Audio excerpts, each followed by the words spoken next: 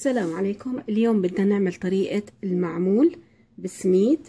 عنا كيلو من السميد، هذا هو السميد الموجود بالدنمارك، نوعيته كتير جيدة. هذا سميد وسط، وكل شي بتشوفوا عليه إشارة القمحة هذا معناها سميد من القمح، أما اللي بتلاقوا عليه ذرة معناها هذا سميد ذرة وما بينفع للحلويات نهائيا. في عندي كمان طحين الفرخة، هذا هو طحين الفرخة أو بدنا نقول عنه سميد ناعم ناعم جدا، فكمان نخلط منه نحطه معه، وممكن نضيف طحين عادي معهم. فهلأ أنا هون بدي أفرغ السميد،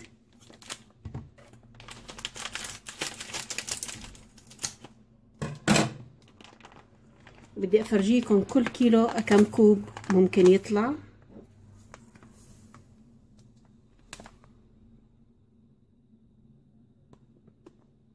هذا كوب،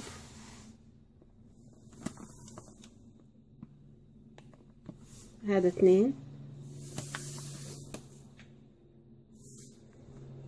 هذا 3. الكيلو طلع معي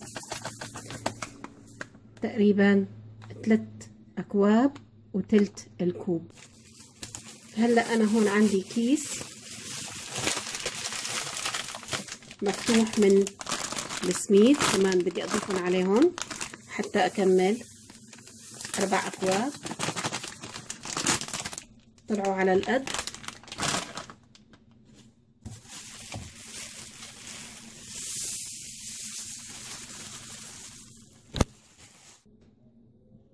فمثل ما قلنا طلعوا 4 أكواب على تمام. فهلأ بدي أضيف هون طحين الفرخة. أفتح الكيس،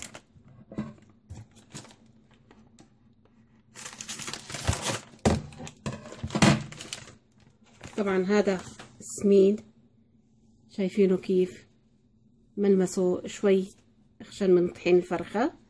هو هذا سميد وسط. بالنسبة لطحين الفرخة ملمسه ناعم، طبعا أخشن من الطحين العادي، فجيد جدا للحلويات. أنا هون راح أضيف كوبين من طحين الفرخة.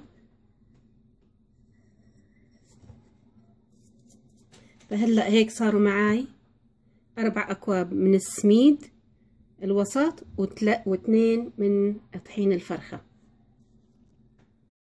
هلأ هون صار عنا 4 أكواب من سميد الوسط وكوبين من طحين الفرخة. راح أضيف عليهم طحين عادي كوب،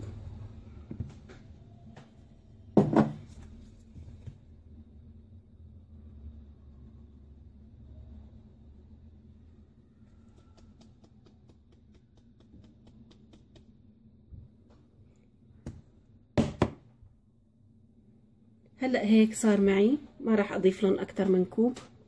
صار معي المجموع تقريبا كيليين.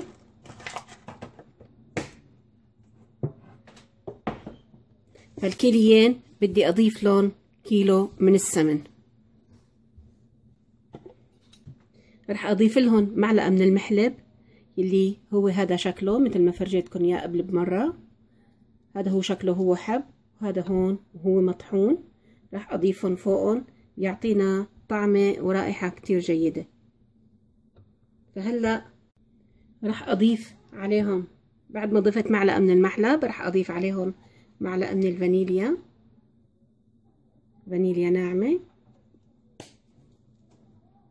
هلأ هيك راح بخلطهم مع بعضهم، هن الناشفين.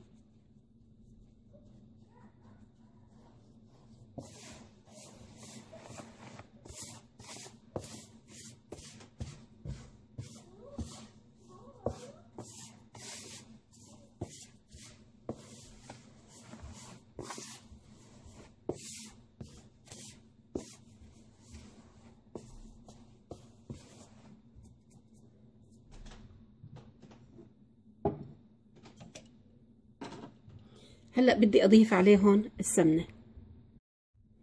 فهلا مثل ما قلت لكم راح اضيف لهم السمنة، وهي سمنة نباتية. انا بفضلها اكتر من السمنة الحيوانية، لانه ما بدنا كوليسترول زيادة. كله بيعمل كوليسترول، بس يعني شيء اقل من شيء.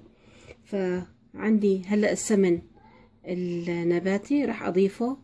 طبعا ممكن انه نحط زبدة اذا حابين، طعمتها كمان ظريفة، وانا احيانا بعملها بالزبدة.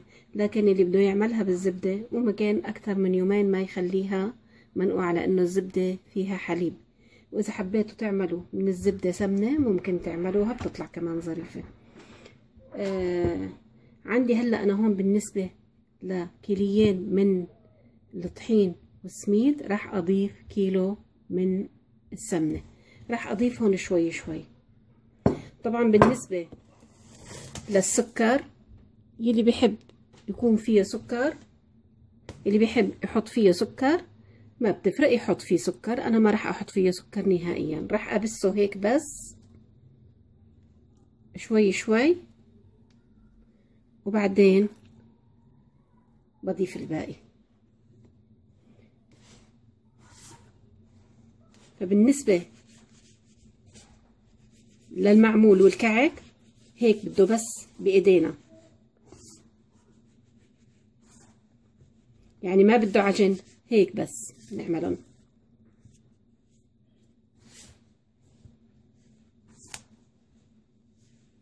والسمنة مثل ما شفتوها ما لازم تكون سايحة، لازم تكون بدرجة حرارة الغرفة.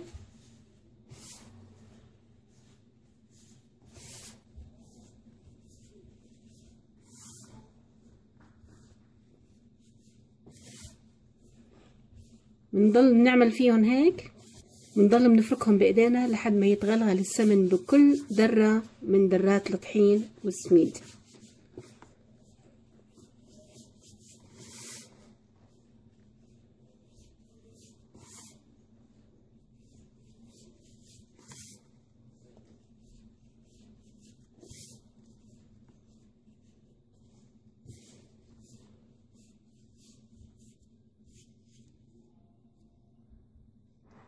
راح اضيف باقي السمن عندي.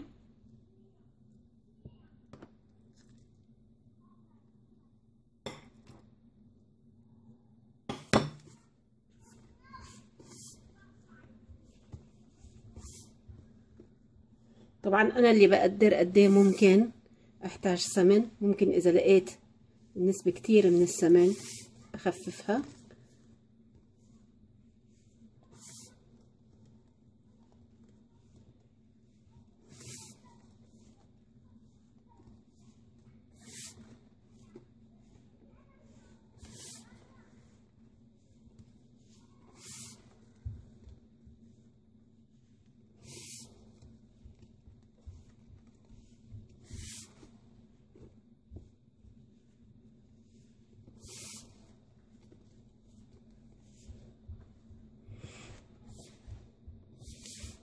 ممكن اني اضيف له الماء الزهر مباشرة وانا عم ببسه،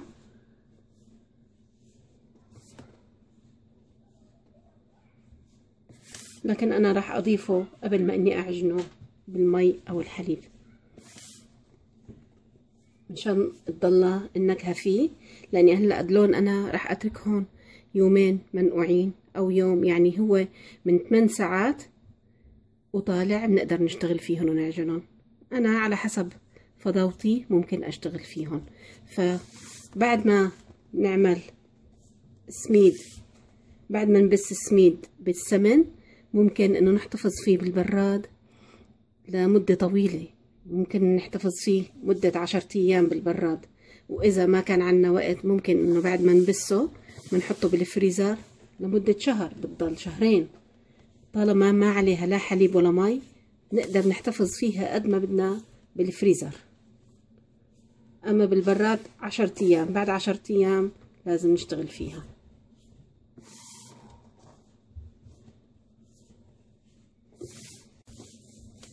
هلا هيك بعد ما خلصناهم بس بدنا نشوفهم كيف ممكن يكونوا معنا حتى نكتفي بالسمن. طبعا انا هون شايفينها كيف صارت معانا مثل العجينة. لما بتصير معنا هيك بدون ما تفتفت معناها هلأ هيك أخدت كفايتها من السمن. رح نتركها ونحطها منقوعة شي 8 ساعات. طبعا أنا مثل ما قلت لكم ما رح استعملها بعد 8 ساعات، رح أتركها يومين محطوطة بالبراد بدون ما أدقرها. حسب فضاوتي ممكن أشتغل فيها، ممكن بكرة ممكن بعد بكرة، على حسب فضاوتي ممكن أشتغل فيها. أنا هيك هلأ جهزتها مشان أخفف عني شغل. بالنسبة للسمنة زاد معي 200 جرام من الكيلو، فهاي رح أحطها على جنب لأنه هيك أخذنا كفايتنا.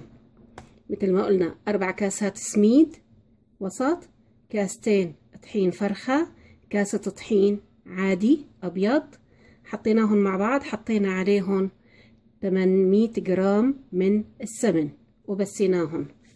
فهاي هي المقادير يلي عندي مثل ما شفتوها.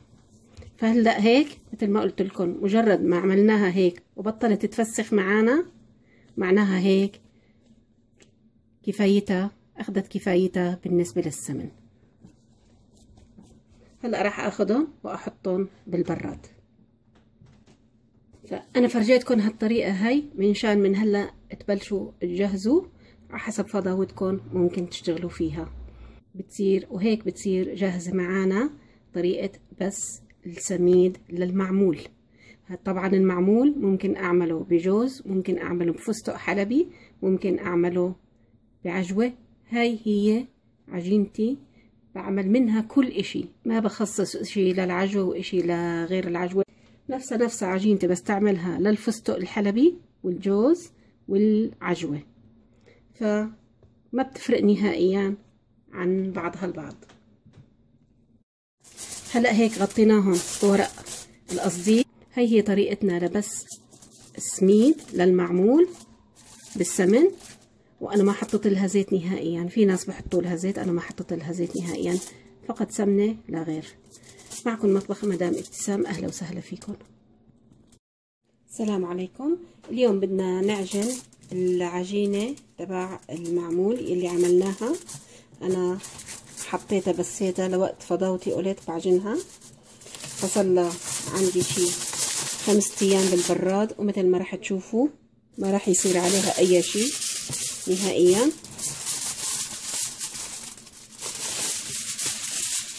صار لي 5 ايام حاططها بالبراد مبسوسه. بس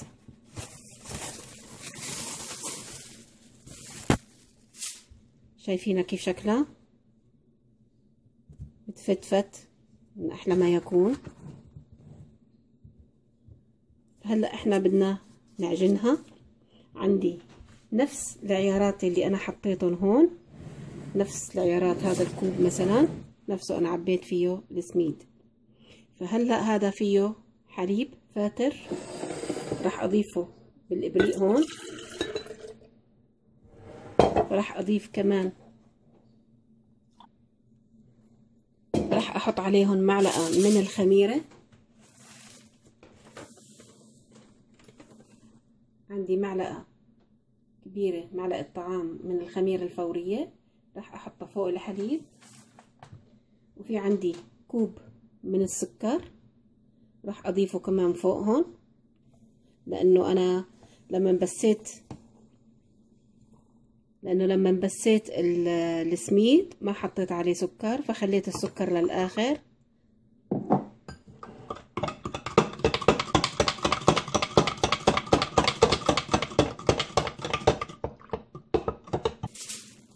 بالنسبة للحليب لازم استنى عليه شي 10 دقايق لبين ما تتفاعل الخميرة فيه، وبعدين بشتغل فيه. طبعا راح اضيف مزهر، عندي هون مزهر، راح بضيف كمان فوقهم مزهر بس لتتفاعل الخميرة مع الحليب.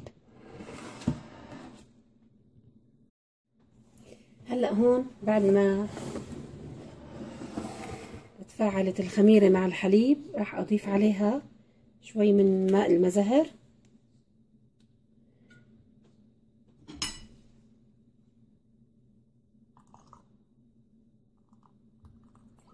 تقريبا فنجان صغير من ماء المزهر. فأنا ضفت هلأ فنجان قهوة صغير من ماء المزهر فوق الخميرة والحليب، خلطهم مع بعض وأضيف الحليب شوي شوي وأعجن بالسميد. هلأ أنا هيك ضفت نص الكمية،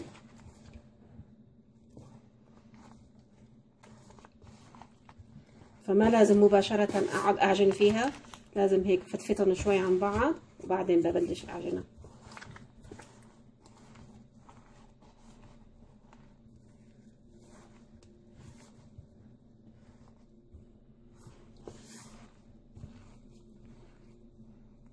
طبعا ممكن اني ما احتاج كمية الحليب كلها اللي انا حطيتها،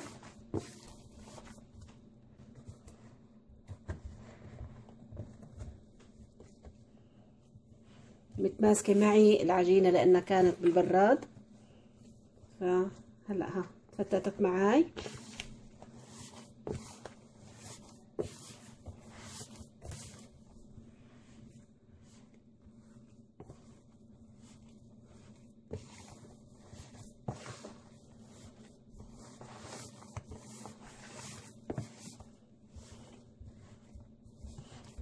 طبعا في ناس بتحب ماء الورد كمان معاها، انا من النوع اللي ما بحب ماء الورد مع الحلو نهائيا، ما بعرف ليه، يعني سبحان الله كل مين يعني له ذوق بهالشغله. هلا بضيف شويه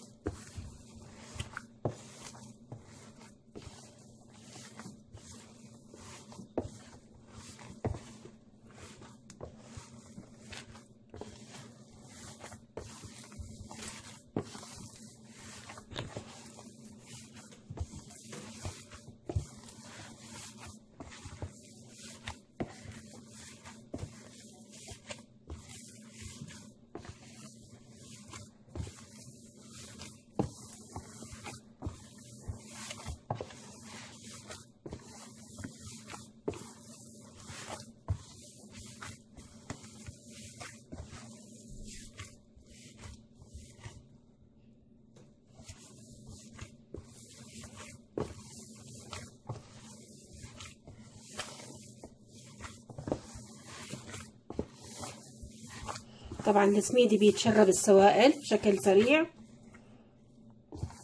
بدنا نشوف كيف ممكن تكون عجينة معنا.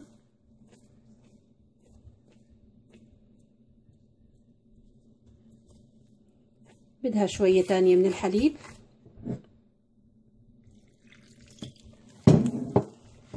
طبعا لا تخافوا اذا طلعت سائلة شوية، اذا طلعت العجينة لينة شوية ما حدا يخاف، ممكن تتركوها لتاني يوم حتى تتماسك مع بعضها، بكون السميد تشربها مظبوط. فلا حدا يخاف اذا طلعت طلع الحليب فيها زيادة او السوائل اللي فيها طلعت زيادة، نتركها لتاني يوم تتشرب مع بعضها وبعدين نشتغل فيها.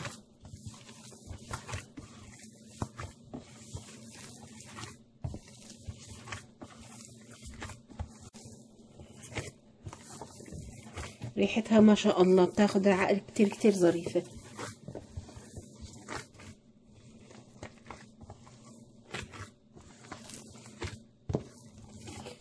هلأ هيك اخدت معي تقريبا كوب ونص من الحليب.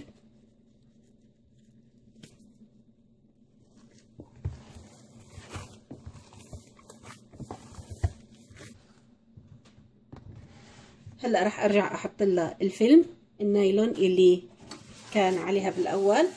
طبعا راح احط واحد جديد.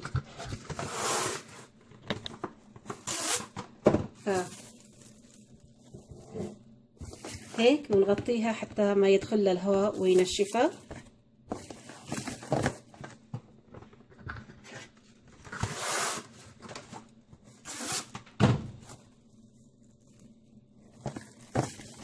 وشكلها بحط واحد جديد. هلا هيك حطينا واحد جديد كمان. بالنسبة لورق القصدير طالما انه ما تمزع معنا فنقدر نستعمله مرة ثانية ونغطي فيه العجينة. تمام. هلا هيك صارت جاهزة لاني احطها بالبراد واحتفظ فيها اقل شيء 4 ساعات لتاني يوم.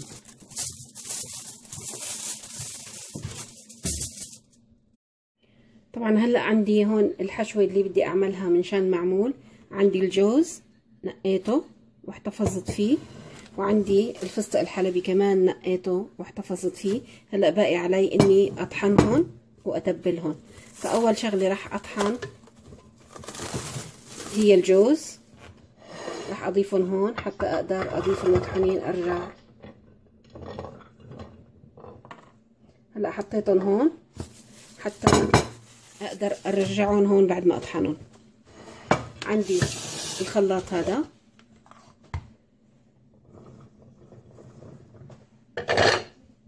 لازم تنقوا الجوز بشكل جيد حتى ما يضل فيه لا قشرة ولا شقفة خشبة من الموجود بقلبها.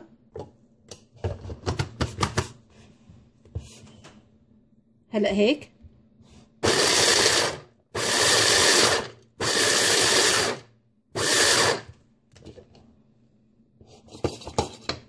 هذا هو القوام اللي بدي اياه للجوز. باخدهم وبحطهم هون، شايفين كيف؟ هاي موجود معي الجوز هون،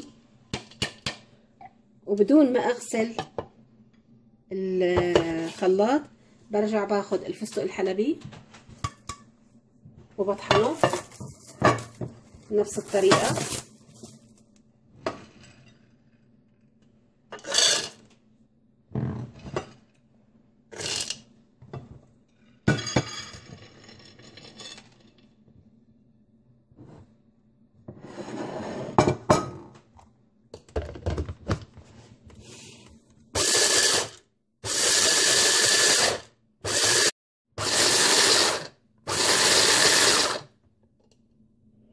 هلا هيك صارت الكمية جاهزة معي مطحونة. شايفين كيف طحنتها بدها تكون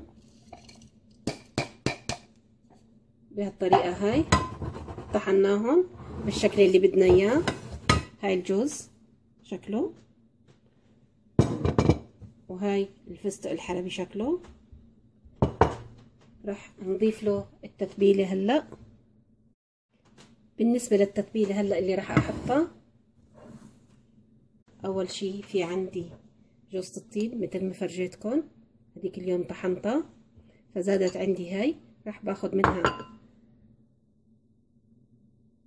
هالقد هيك، قدر ربع معلقة صغيرة من جوزة الطيب او اقل من الربع معلقة، واضيفها فوق الفستق الحلبي. بنخلها هيك، واللي بيزيدوا الخشنين برجعهم. هلا هاي جوزة الطيب راح احطها هون. راح اخد رشة من القرنفل،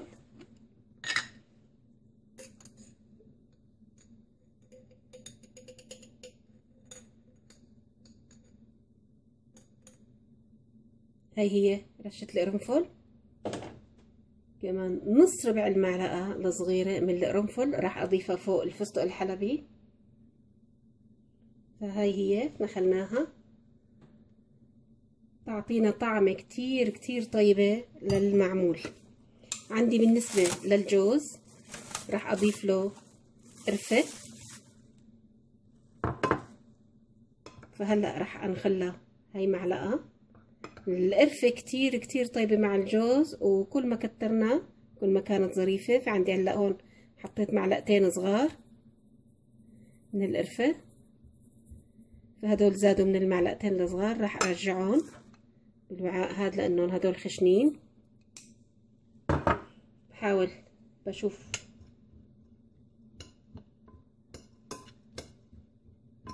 المهم انه ننكهها، نعطيها نكهة طيبة ومختلفة عن اي حدا تاني ممكن يعملها. فهلأ هون راح كمان هاي راح نحركها. هاي ما بنضيف لها الفستق الحلبي، ما بنضيف له قرفة نهائيا، فقط شوية قرنفل، كبش قرنفل وجوزة الطيب. بالنسبة للسكر راح اضيف معلقتين سكر هون للجوز، هدول 350 جرام وزنهم، وبالنسبة للفستق الحلبي وزنه 500 جرام يعني نص كيلو. فهلأ معلقة تانية للجوز، وهون راح أضيف كمان للفستق الحلبي هاي معلقة، 2.5 معلقتين ونص للفستق الحلبي من السكر، ومعلقتين بالنسبة للجوز. راح أحركهم بنفس المعلقة اللي بحرك فيها، ما في داعي إني أبدل معلقة أنا معلقة.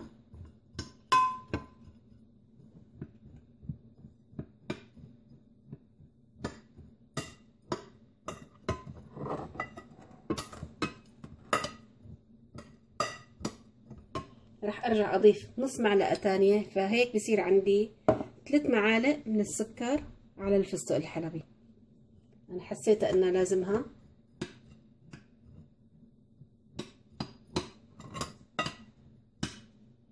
طبعا راح نعمل كمان بالعجوة. قبل ما أحضر العجوة، أول إشي راح أحضر هدول بعدين بحضر العجوة. في عندي القطر، راح أضيف قطر،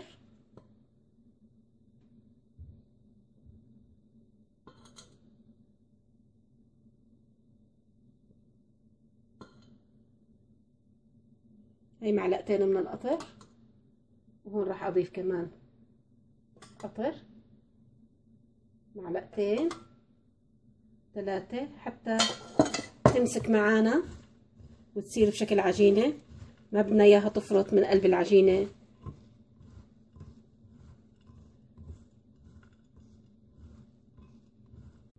يلي بيحب جوز الهند ممكن يضيف للجوز جوز الهند.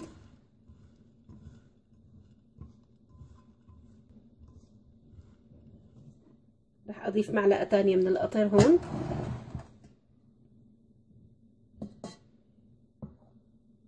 لأنه لازم تجبل معي. كمان معلقة تانية هيك، هاي صاروا عندي 4 معالق من القطر. لازم أجبلها حتى أقدر أكورها. أنا هيك بعملها، بكورها وبحطها حتى تكون جاهزة معي لما أجي أشتغل بالمعمول.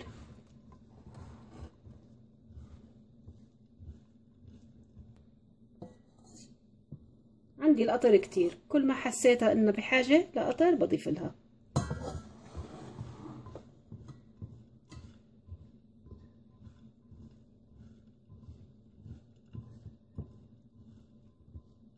هلا بلشت تتجبل معي.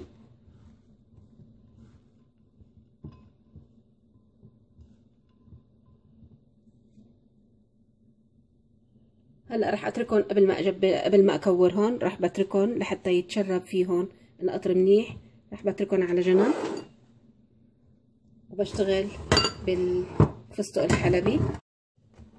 بما انه حطينا 5 معالق من القطر على الفستق على الجوز، فراح اضيف كمان تقريبا بحدود، هلا احنا هون حطينا معلقتين، راح اضيف معلقتين تانيين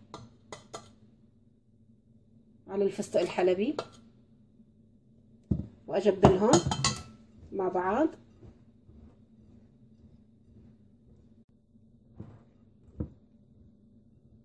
طبعا القطر فيه مزهر، ما في داعي اني اضيف لها مزهر بالحشوة طالما انه القطر فيه مزهر.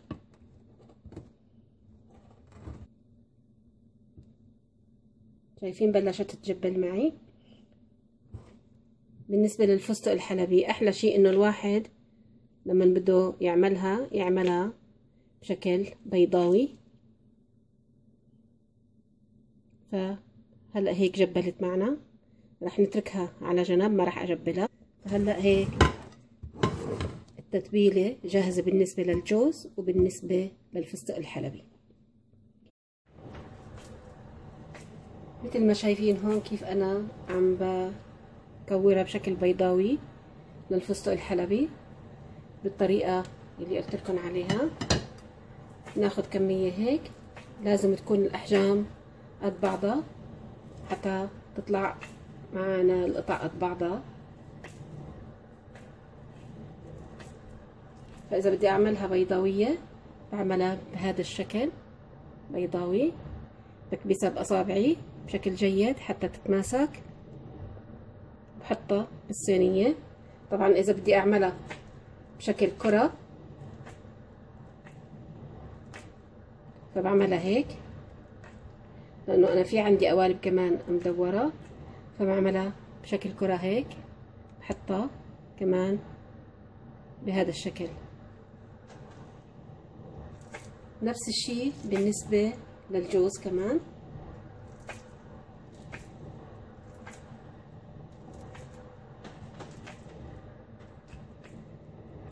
هيك صح. هلا عم نعملها هيك بهالطريقة هاي، ممكن تاخد معنا وقت، ممكن حدا يعني يقول طيب انا عم بضيع وقتي هيك. لا بالعكس، هيك انتي عم بتريحي حالك من انه تاخدي وتفرطي وتحطي بقلب العجينة ويمكن تفرط ويمكن ما تفرط ويمكن تزبط ويمكن ما تزبط. لا، هيك مباشرة تاخدي القطعة مثل العجوة تحطيها بالعجينة وتطبعيها على الطابع وخلص، هيك بتصير معاكي قطعة معمول جاهزة للشوي. هلا هيك صار معانا الفستق الحلبي مكور وجاهز. بقي معانا الجوز، بدنا نكوره ونعمله. مجرد ما كورناهم لازم مباشرة نغلفهم بالنايلون حتى ما ينشفوا. فهلا هيك غلفناها، راح نحطها على جنب بين ما نعمل الجوز. هذا الجوز هلا راح نبلش بتكويره. هلا راح نكور الجوز كمان نفس طريقة الفستق الحلبي. فهلا هيك هاي طريقة تكوير الجوز كمان نفس طريقة الفستق الحلبي. راح اخذهم واصفهم هون.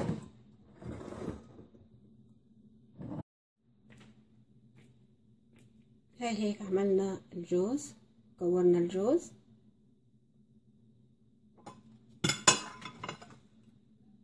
هلا هاي الكمية اللي طلعت معنا بالنسبة للجوز، وهاي الكمية اللي طلعت معنا بالنسبة للفستق الحلبي. هلا راح بغطي كمان الجوز حتى ما ينشف مثل ما غطيت الفستق الحلبي، وببلش بالعجوة. بالنسبة للعجوة عندي انا هون العجوة عملتها، ومثل ما قلت لكم بدها زبدة مثل ما شفتوها لما عملت الكعك، بدها زبدة وبدها قرفة. فأنا فتحت كيلو واحد من العجوة للموجودين عنا، لأني أنا عاملة نص كيلو من الفستق الحلبي وتقريبا 350 جرام من الجوز، وهلأ هون عندي كيلو عجوة فبكتفي. إذا نقصنا شيء فعندي عجوة. عندي نوعية العجوة اللي جبتها هي كتير ظريفة، بتلاقوها من عند العربي بالنسبة اللي موجودين بالدنمارك طبعا. فهاي العجوة عندي أنا. هلأ بدي أحط عليها القرفة.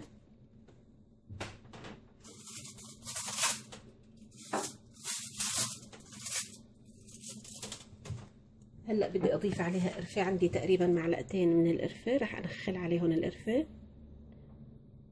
عشان إذا طلع معي أي شي خشن أقيمه. فهاي الخشن شلناه،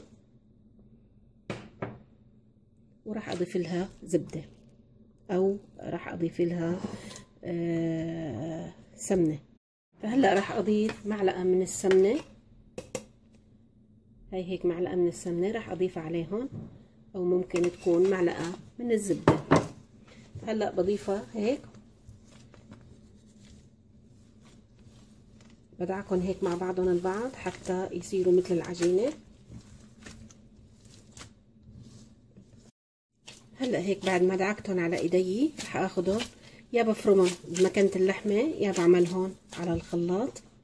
في عندي الخلاط يلي طحنت فيه الفستق الحلبي والجوز. فهلا رح اخلطهم بالخلاط اشوف كيف ممكن يطلعوا. هلا بعد ما خلطناهم على الخلاط مثل ما انتم شايفين، رح احاول اني ادعكهم مع بعض دعك واكورهم.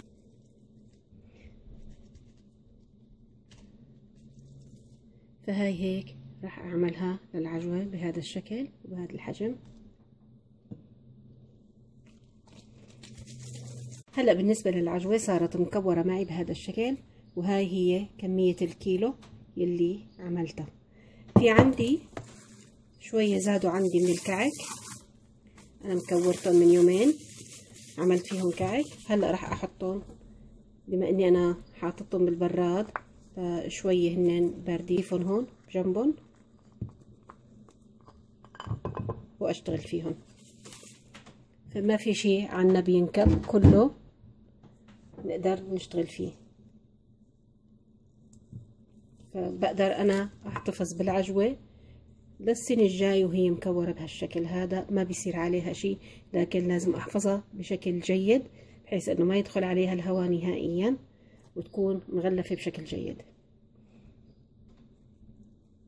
فهلأ عندي هون العجوة، وهي عندي الفستق الحلبي، وهون عندي الجوز يلي عملته. فهلأ هاي هي تشكيلتي بالنسبة لحشوة المعمول. هلا انا هون نظفت الطاولة وعقمتها وراح ابلش اعمل العجينة، لكن راح افرجيكم بالنسبة للسكر الموجود بالدنمارك، سكر البودرة. فهذا هو سكر البودرة اللي موجود بالدنمارك، وهذا السكر البودرة من الألدي جبته، اكيد شغل المانيا هذا، فاي نوع بتلاقوه يكون سكر بودرة.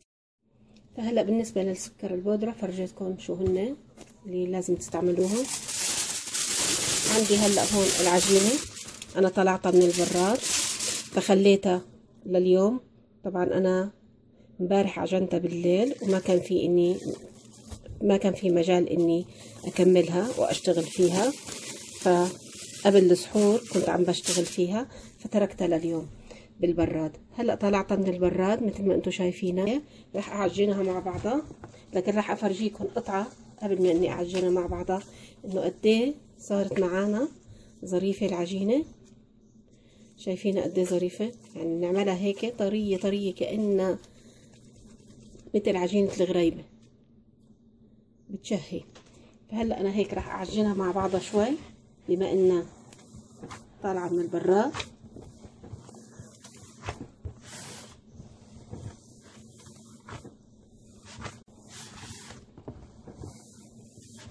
فهلا هيك عجناها شوي. هلا مثل ما عملنا الفستق الحلبي والعجوة والجوز كورناهم، راح اخذ كمية اكورها واحطها. عندي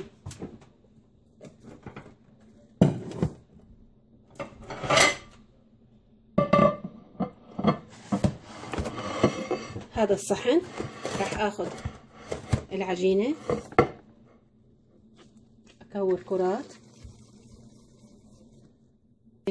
هذه الكرة راح اكورها اكبر شوي من حجم الجوز والعجوة، راح احطها على جنب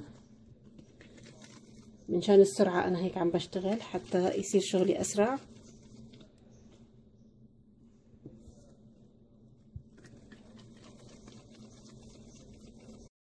هلا هون مثل ما انتم شايفين انا كورت صينيتين، هاي صينية وهاي صينية. فهلا اللي بالطشت هون راح اسكر عليهم حتى ما ينشفوا.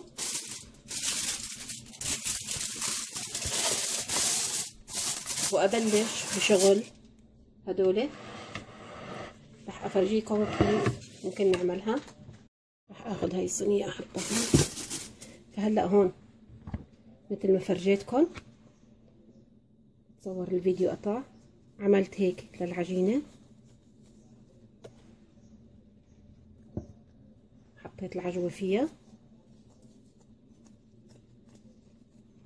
بهالشكل هذا وحطيتها بهذا القالب. ما كورناهن حطيناهن هون. راح احاول اني ارش قبل ما اشتغل فيهن، ارش عليهن طحين، ارش على القالب حتى ما يلزقوا معي ويصير صعب اني اقلبهم. فعندي هلا هون هاي طحين حطيته بالعلبة هاي، وبدي انخله بالطريقة هاي حتى ينزلوا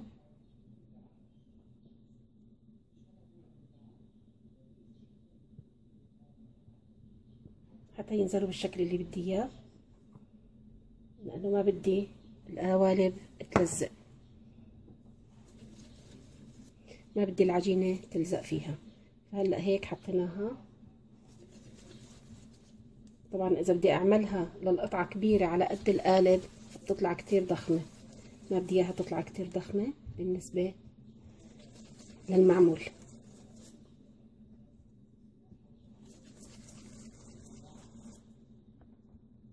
هلا هيك، هذا هيك صار منظرها. بحاول اني اضغطها شوي شوي بايدي حتى تاخد الشكل.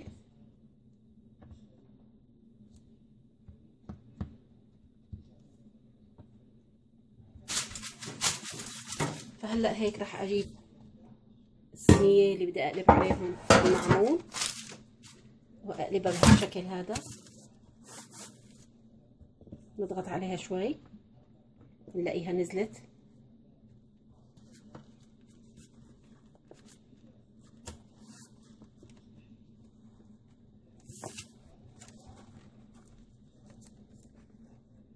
هذا شكلهم.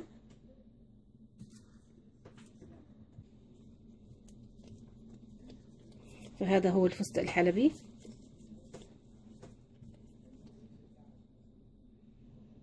هلا رح ناخذ قطعة تانية من الفستق الحلبي ونحشيها بهالشكل هذا.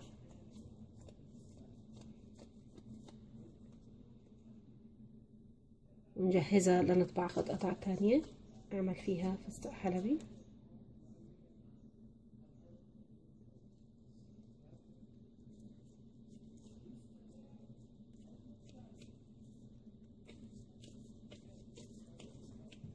ممكن ارش عليها طحين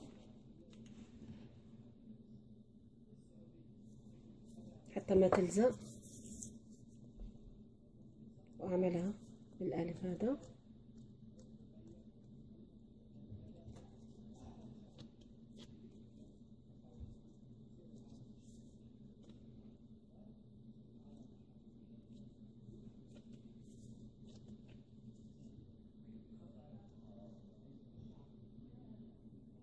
هذا الشكل معي طلع. هلا بعد ما غسلت القالب من الطحين بدي اخذ احط له زيت. بتصور انه الزيت افضل شيء لانهم يطلعوا عن بعض، انه القالب ما يعلق.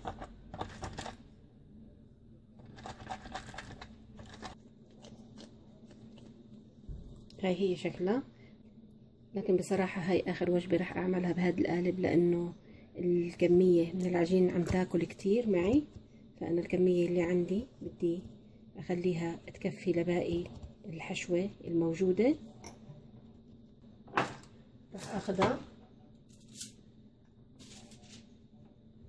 واقلبها هون بالصينية عندي مثل ما عملت الاولانية اللي بالطحين.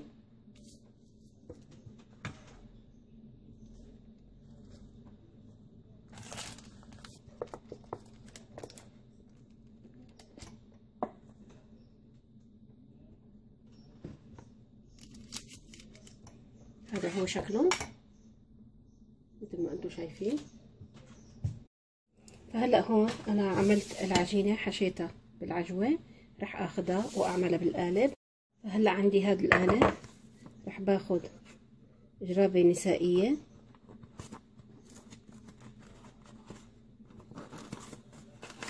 تكون مو مستعملة طبعا. ناخذها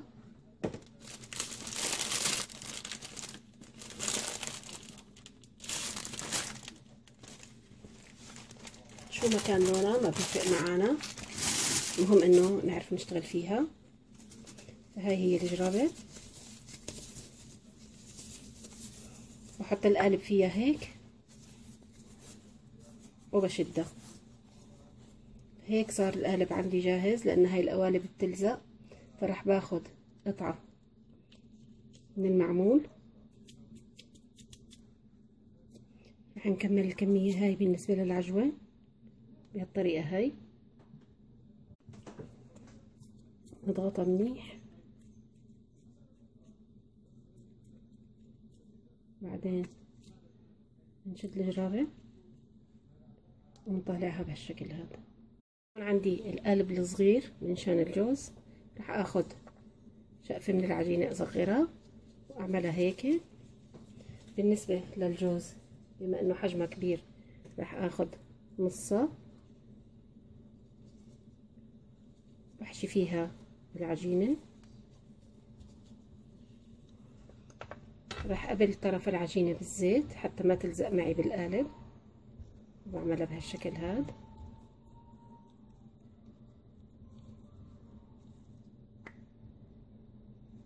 هاي طلعت معي بهالشكل. بالنسبة لملقط التشنين، هلا احنا هون العجينة حشيناها بالفستق الحلبي، واحلى موديل لإلها بالنسبة للتشنين هيك بالشكل هاد.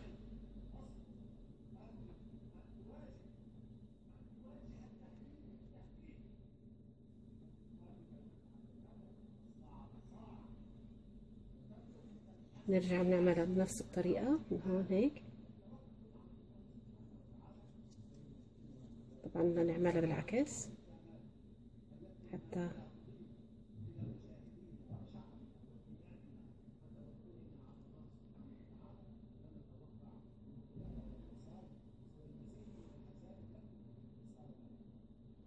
هاي هي. هلا هيك شنناها بالملقط، رح ناخدها ونحطها بالصدر، نحطها بالصينية. عندي هلا هيك بالنسبة للعجينة شايفينها مثل ما هي معمولة، ناخدها نفتحها.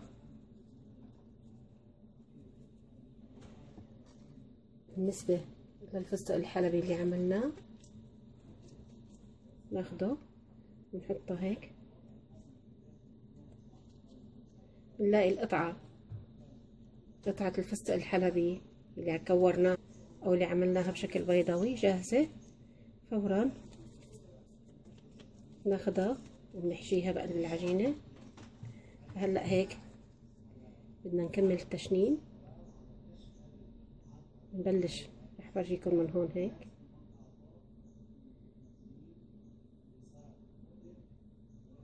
هاي هيك كملت معنا.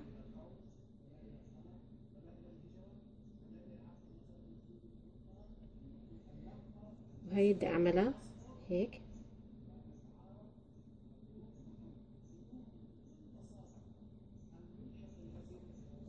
طبعا اذا حبينا نخليها بهالشكل هاد بنخليها، حبينا بنعمل بهالطريقة هاي.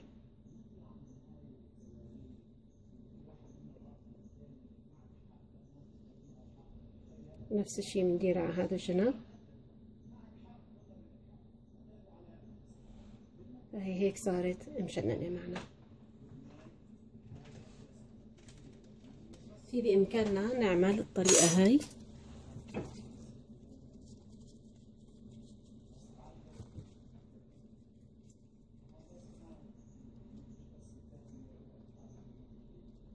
بشكل مدور.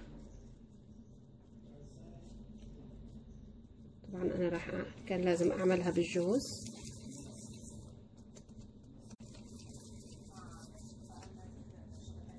هلا هلا بنبلش نشننها اول اشي على الجناب.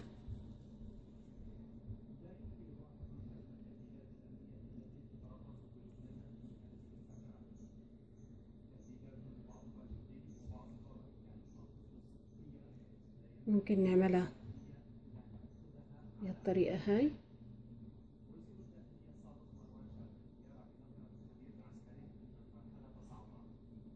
هاي طلعت معي بهالطريقة هاي.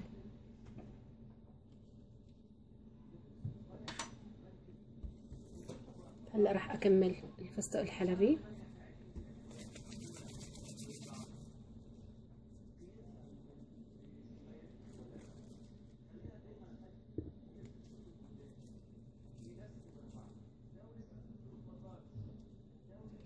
بالطريقة هاي راح اكمل بقية المعمول اللي عندي.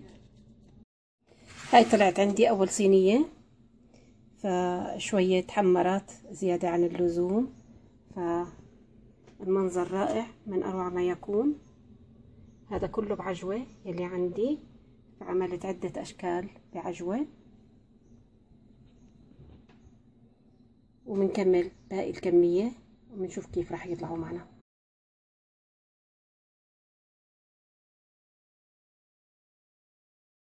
هاي بالنسبة للمعمولات يلي بالجوز. هذا هو شكلهم مثل ما انتم شايفين. طبعا هدول اللي بالعجوة بدون سكر. هذا المعمول المشنن، هذا هو شكله. هذا هلا شكله بعد ما حطيت عليه السكر. طبعا راح بستنى عليها شوي وبعدين بحطها بالصواني اللي بدي احفظهم فيها. هاي اخر وجبة طلعت معي. بالنسبة لهدول انا عملتهم بفستق حلبي اللي عليهم سكر، وبالنسبة لهدول اللي بعجوة ما حطيت عليهم سكر. طبعا في الاولانيات اللي عملتهم حطيت عليهم سكر. مثل ما انتم شايفين هاي هي الكمية اللي طلعت معنا. هذا هو المعمول بالفستق الحلبي، وهذا هو المعمول اللي بالجوز، وهذا هو المعمول اللي بالعجوة. مثل ما قلت لكم قسم حطيته بدون سكر. هو بالاصل المعمول تبع العجوة بينعمل بدون سكر على الوش، لكن بما اني انا بحب الحلو زيادة حطيت سكر على وش هدول. وهدول طالعين كتير كمان لذيذين حلوين زيادة. فهاي هي الكمية كلها. طبعا كلهم بحفظهم بهالطريقة هاي. بحط عليها هاي الورقة، ورقة الزبدة، حتى ما تغب بالزيت اللي فيه ويطلعوا وينشفوا ويصيروا يابسين. فبحط ورقة الزبدة وبعدين بحط ورقة القصدير وبلفهم. هلا فرجيكم كيف بلفهم. عندي هلا هون هيك جهزت صحن. هذا المعمول يلي بالعجوة، وهذا معمول بعجوة حطيت عليه سكر، وهذا اللي بفستق الحلبي بالقالب عملتهم بالقالب. هدول عملتهم على ايدي بالملقط مثل ما انتم شايفين منظرهم كتير رائع حلو. هدول اللي بالملقط هيك. هدول بالجوز المربعين كلهم عملتهم على القوالب، الا اللي بالملقط عملتهم على ايدي. عندي طريقة اللف بالنسبة للمعمول حتى احفظه. مثل ما قلت لكم ورقة زبدة بحطها هيك، برد بحطها هيك هون، برجع باخد ورقة القصدير منجمة